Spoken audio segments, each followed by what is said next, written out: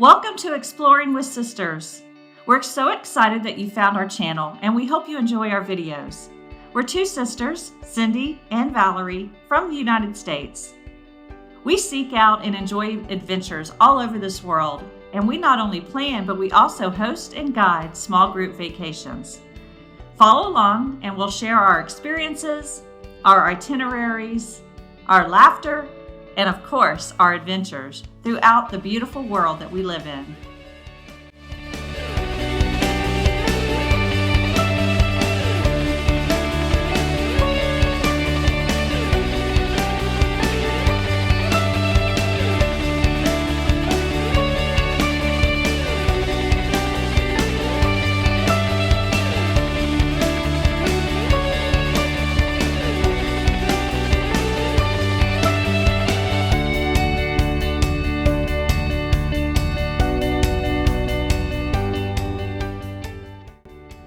Remember to subscribe to our channel and don't miss out on any of our future videos. This video is going to focus on the southeastern corner of Italy. We have spent 5 days exploring Italy's Puglia region, but today we're actually going to leave the Puglia region and head further inland. We're using Ostuni as our base where we rented a villa for a week, and today with our rental car we're going to drive about an hour and a half to Matera. The intriguing location of Matera has so much to offer, and we're going to share some insights and history of this amazing area. We're traveling with a good friend of ours, Barb, so together the three of us are ready to explore. Matera or Matera, we're not sure how to pronounce it. To be determined. To be determined. Have a tour at 10:30 that Cindy set up. We were fortunate and found a great place to park our car, really close to everything we wanted to see. Since we were early for our 10:30 walking tour, Cindy and I decided to explore the area a little bit more. There were some vendor stands selling fresh fruit and vegetables, and also some shops that we wandered into.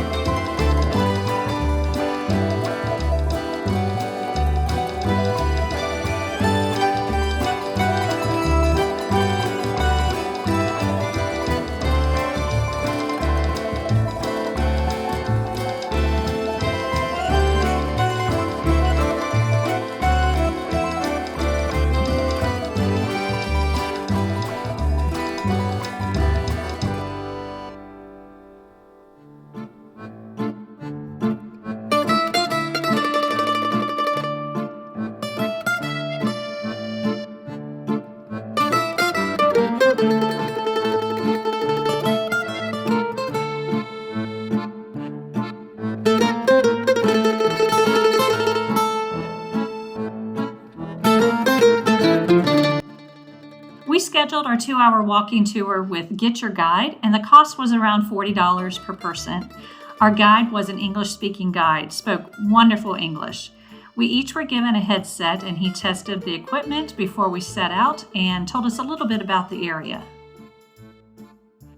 The primary focus of this tour is going to be the Sassi neighborhood, which is S-A-S-S-I. We very quickly arrived at the first overlook and our first view of the Sassi. The Ancient Historic Center is actually divided into two distinct stone cave districts, or sassis. The more developed side is Sasso Barisano, and the older, more rugged one is Sasso Cavarso. These two sassos are divided by a central rocky ridge. When you're walking through Matera, you won't even be able to see the Sassi until you come right upon one of these viewing points.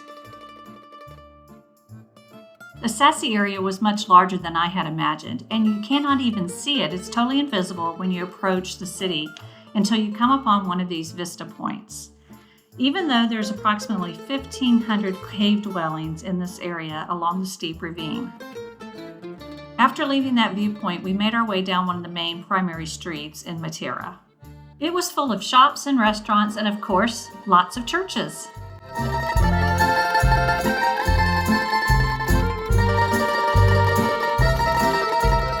First church we came upon was quite interesting. It's actually the Purgatory Church. It's a Baroque style and it was constructed in 1725 to 1747. It doesn't look like your normal church. It has so many skulls on the facade. You have to stop and just take it all in and stare at all the different sculptures representing skulls and death. Now, the theme of the church is, of course, death, but also redemption. And it was built as a place to pray for the souls that were trapped in limbo between heaven and hell. And that's why they're called purgatory churches.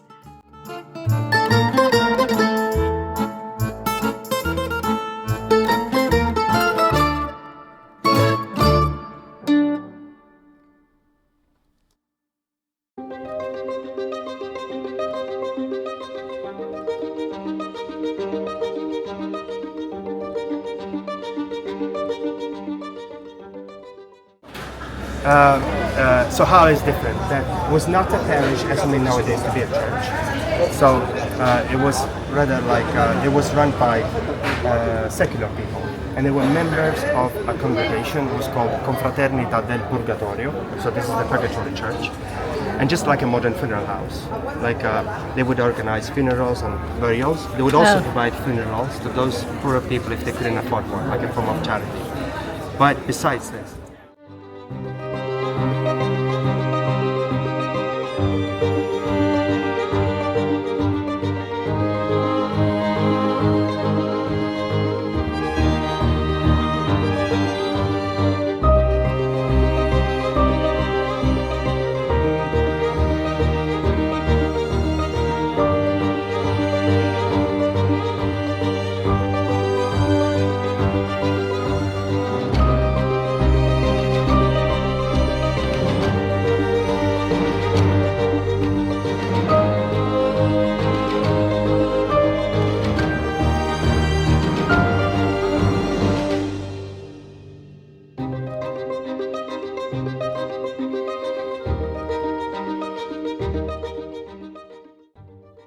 The exterior of the church is also worth noticing because it alternates between concave and convex curvilinear structures.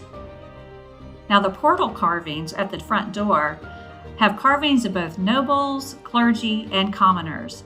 And the core theological message here that they wanted to portray was that all are equal in the face of death.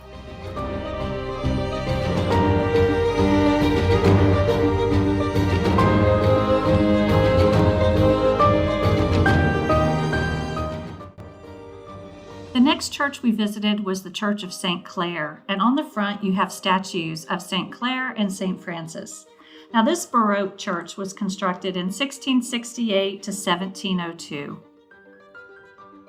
I enjoyed seeing the exterior of how the stonework was left to look rustic or unfinished. I thought that was quite interesting for this time period and the Baroque exterior.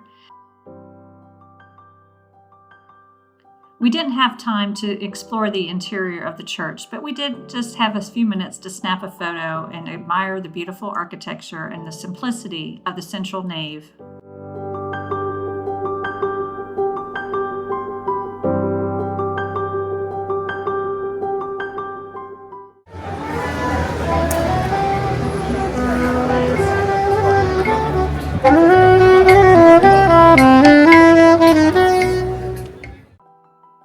I'm using Google to show you the overlook that we were located at when I was doing this video. It's right beside the museum and it's called the Piazza Giovanni Pascoli. From this vantage point, we are now entering the Sasso Cavoso. Now this one is the older of the two and what they consider the more rugged.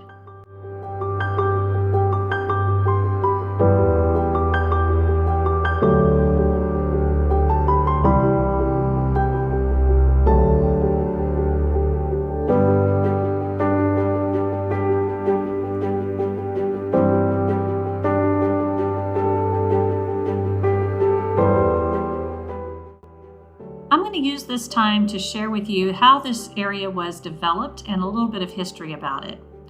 Like I said before, it's a complex caves that were excavated in the softer limestone on the gorge's western face. The Sassis actually dropped down from where the city's cathedral is located on the Civita, which is Civita. It scales down and burrows itself into the sheer rock face.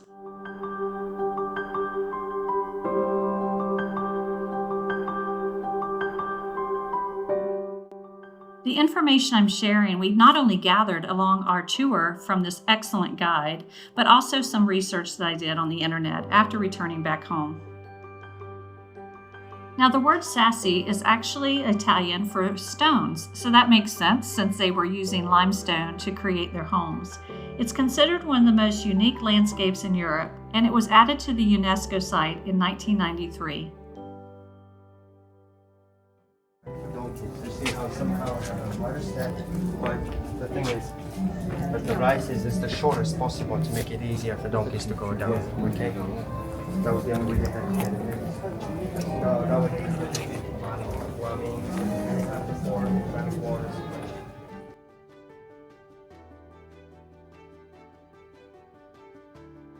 We were taught that this area has been consistently inhabited for 9,000 years, making it one of the oldest cities in the world.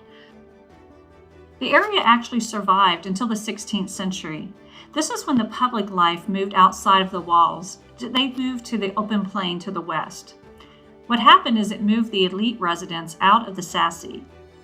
At the end of the 18th century, after the unification of Italy, the physical class boundary separated the overcrowded Sassi of the peasants from the new socially superior in the Piano or the Plains area.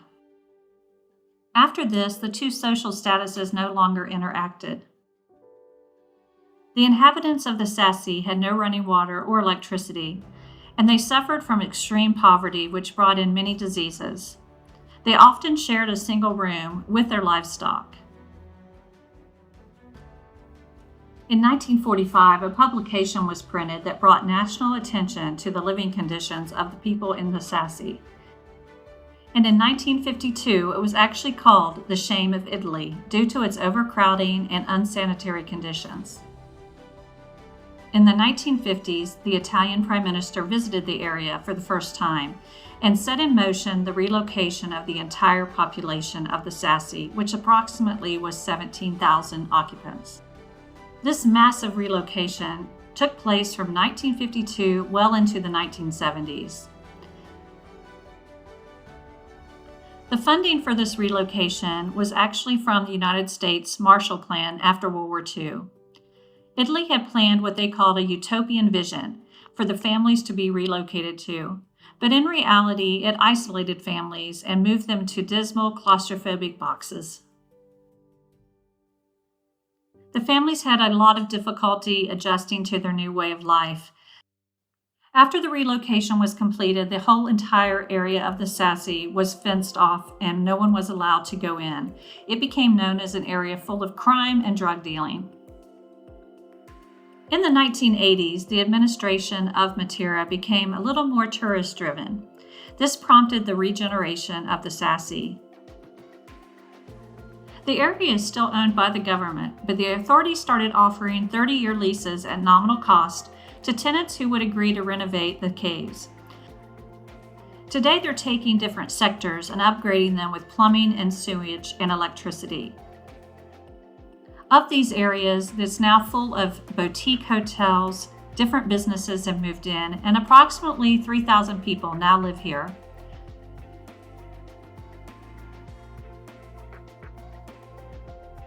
When you walk through this area, you really do get a mixed feeling of emotions. Your heart breaks for the families that were displaced, and their civilization as they knew it was totally disrupted. Their sense of community was taken away, and their families will never be the same.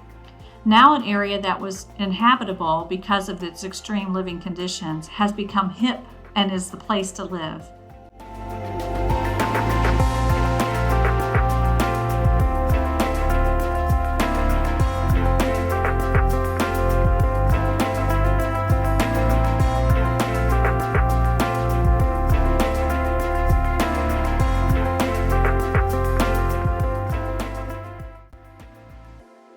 Sassi is really a haphazard maze, and it's definitely on steep terrain. There's lots of steps if you do come, and full sun. So come prepared with water and comfortable shoes.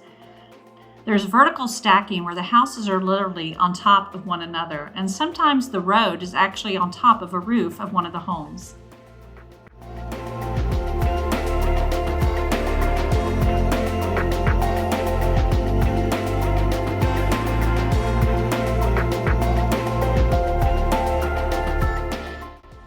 Our tour guide was showing us this boutique hotel that has been incorporated into this area of the Sassi, and they're calling it Cave Luxury.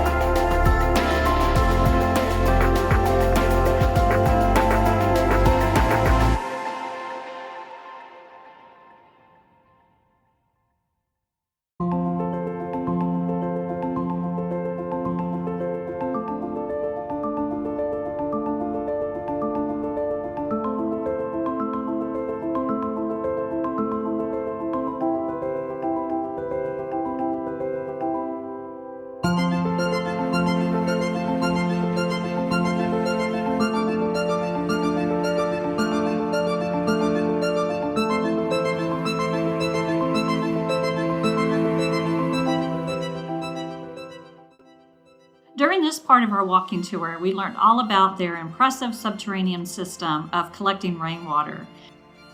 The Sassi created a simple but ingenious way to reserve the water, building reservoirs carved right out of the stone.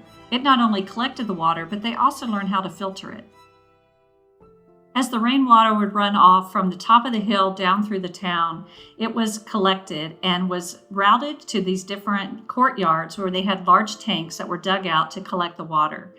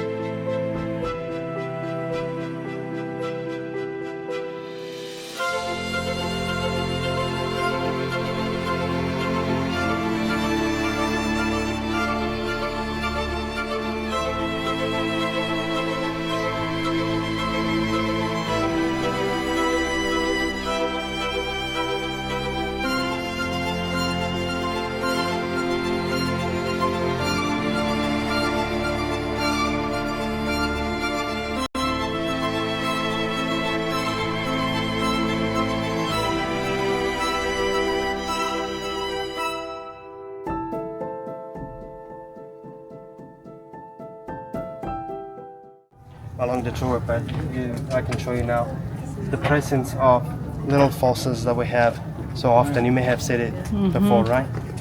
It's part of the rock. It's just the fossils that's part of the rock. Yes. Because this is a sedimentary rock was formed underwater when this, as well as most of Puglia, was all under the ocean. But that doesn't.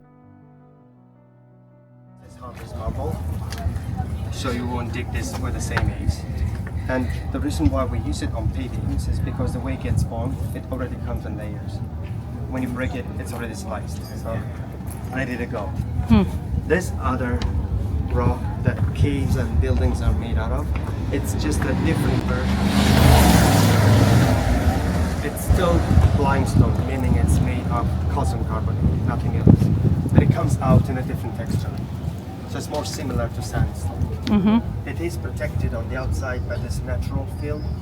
When it looks a bit grey, it's because of dry mosses and lichens. Somehow that protects the rock. But when you chip that off, you know, it's inside it's white. That you can see in some more exposed parts. You see, it's white and much more soft. Yeah. Chalky. Yeah. It comes off. Chalky, yes.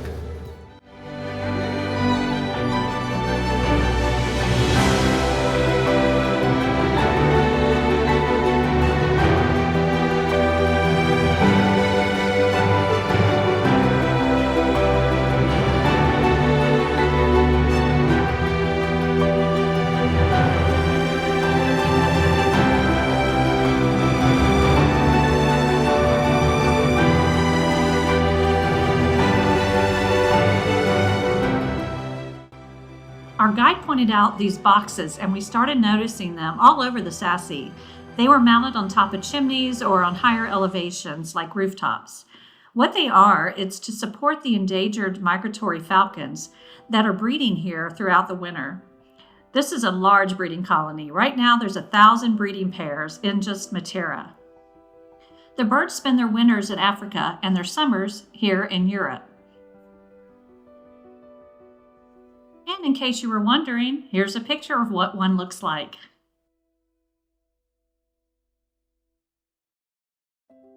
Actually, the caves you see there on the other side were quite only used by shepherds as a shelter for their flocks.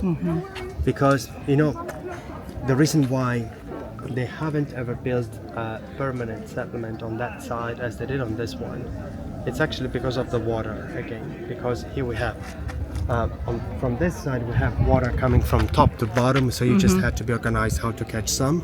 All right. That other side in front of you, it's more like an island, which has a cliff into the gorge on this side. While on the other side, there's the end of the high plateau. It goes down again, so it has no springs. But there's a little soil on top, good for grazing. So they would let the animals graze up there on top. Then it would give them a shelter in the caves. Some of these caves were also rural dairy, where they would make cheese. And once a day, they would lead them down to the river for drinking. But if you went yourself down there to get the water, you had to carry it to the top. So that's why they would prefer to be established on this side and only do some activities there. Makes sense.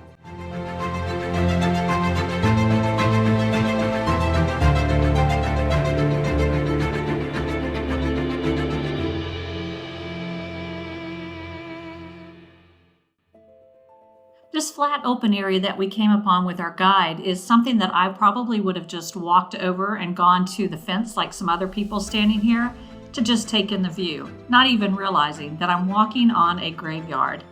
This is what they call the Barbarian Cemetery.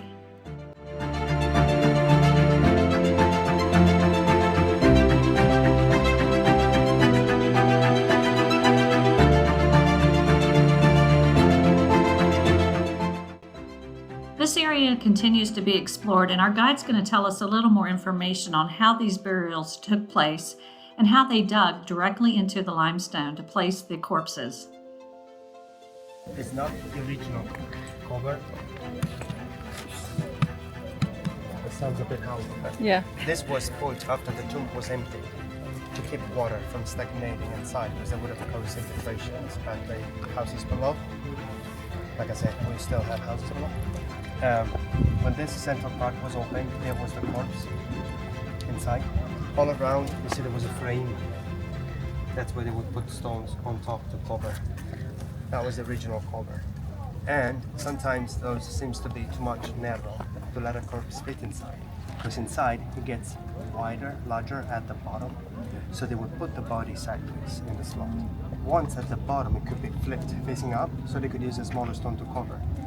That would be lighter. Otherwise, imagine if the opening itself was that large, they would have used an even larger stone. That would be too heavy.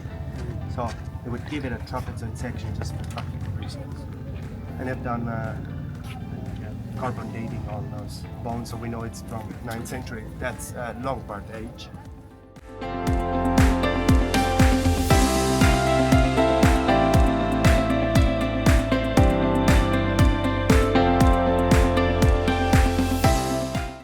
We do have a few here still have skeletons in, because this archaeological digging has been going on for 55 years. Those we were looking at before with the petals were opened in 1970. These are the ones with the plain concrete, 1994. And those were the red plaster 6 or 7 years ago. But when they were working on those ones, because the archaeological site was surrounded by wooden fences, those just below the fence couldn't be opened, so the still ones still have bodies in. You can see this is the original cover. You see those blocks? Yeah. Do you want to see how it looks like when you open? I have a picture.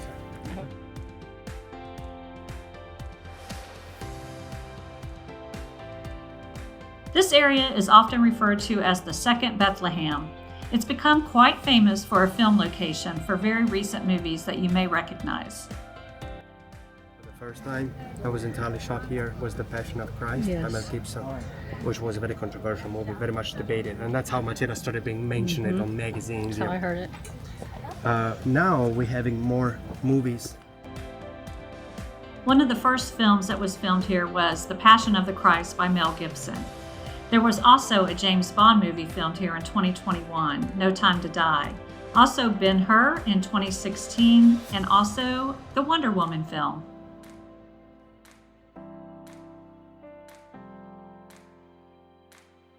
Part of our tour was to visit the Cave Church. This is one of the first female monastic settlements of the Benedictine order, and it's located right here in Sassi.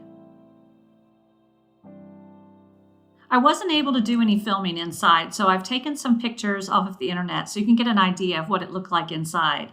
This has been here since the 8th century, and for a church in the rock, it is very considerable in size. It has 3 distinct naves, and quite a bit of historic art remains, which was surprising to me. Over there.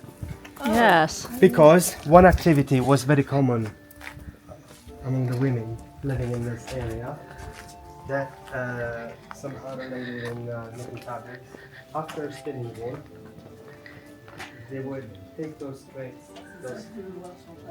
they had, and stretch those on the wall, along the wall, back and forth, using those bags in order to dry.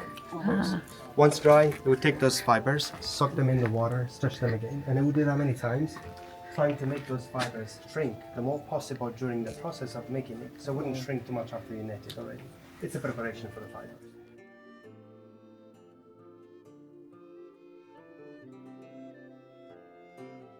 Going up and down, up and down. That's how you get a new layer formed every time with new sediments. When this went underwater for the last time, so new sediments of the softer material would sink on top. Because this harder strata was not flat, it was undulated. It went underwater. So what was a lower peak, there we have a higher deposit of soft material, and that's where we have more caves, there and there. Then because it's undulated, it goes up, no caves. We got the layers coming up to the top. There's only one little cave at the very top.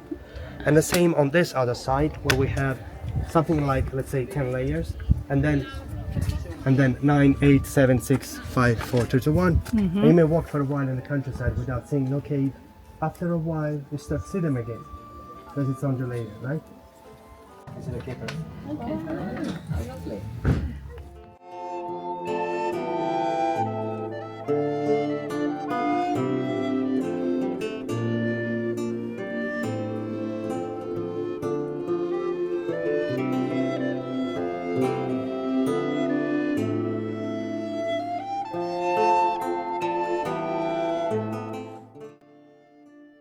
Our wonderful walking tour came to an end right outside of the Church of St. Peter. And by the way, this is the only church in Sassi that's not dug into the rock.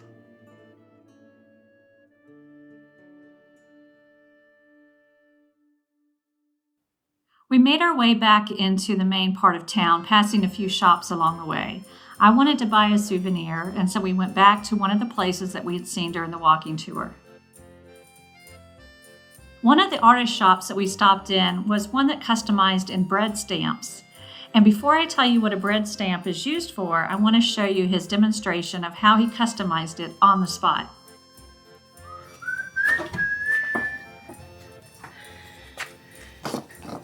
We begin from here. Oh, wow. Okay.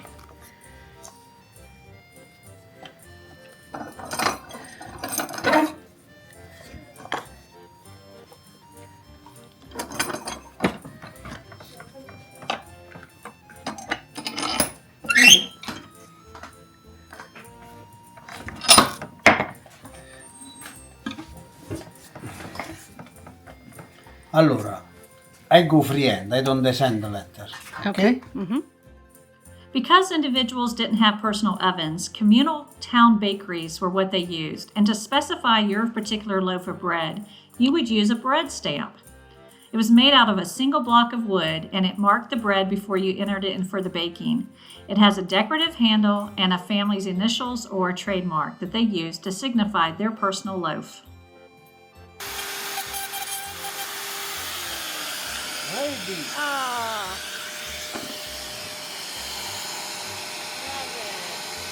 Take your photo. Oh, okay.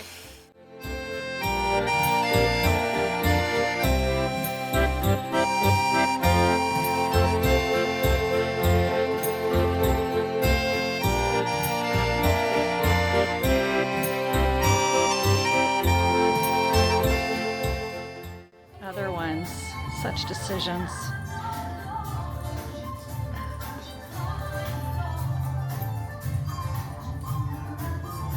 Nativity scenes and jewelry. Hit the jackpot in here. All handmade by this lady. And Cindy's buying a necklace.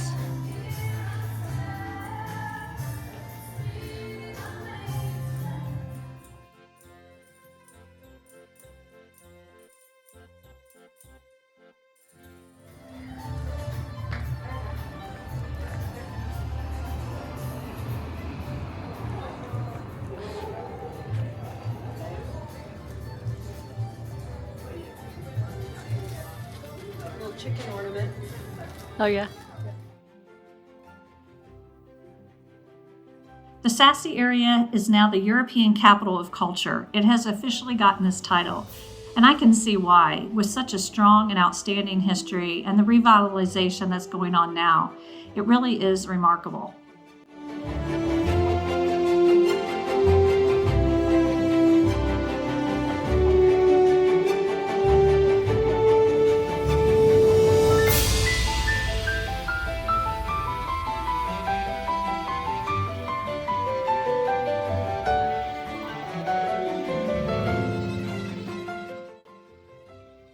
We worked up an appetite with all that walking and all those steps, so we found a cute place called Van Gogh, right outside the National Museum of Matera.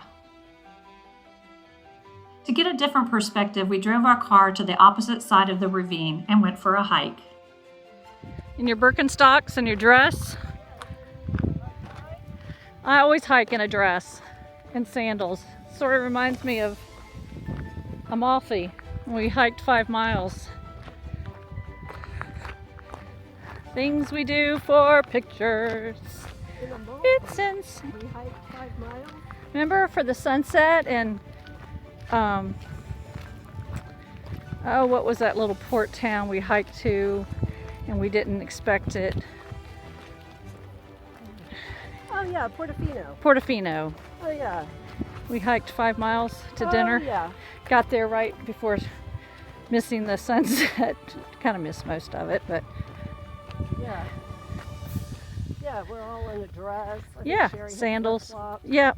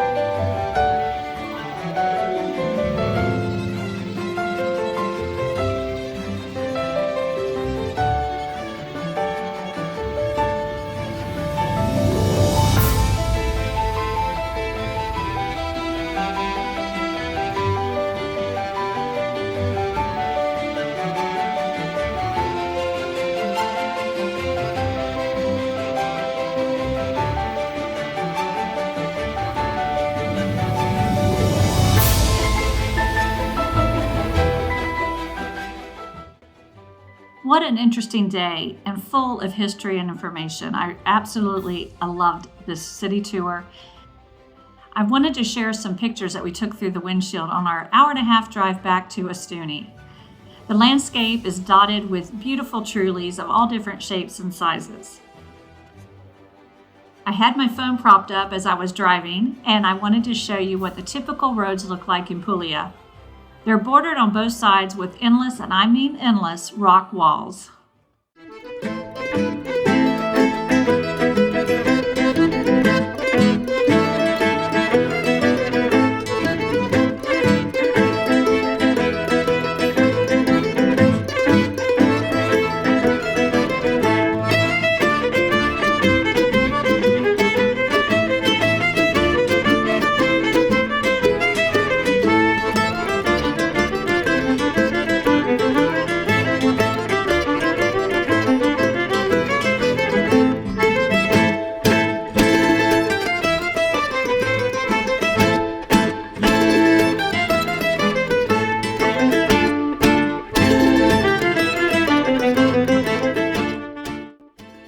If you already had an interest in Puglia, or maybe we've sparked your interest and you want to know more, we invite you to go to our channel. We have been posting videos of every day that we're spending in this region and sharing our excursions and our experiences and learning all about what Italy has to offer in the southeast corner of this wonderful country.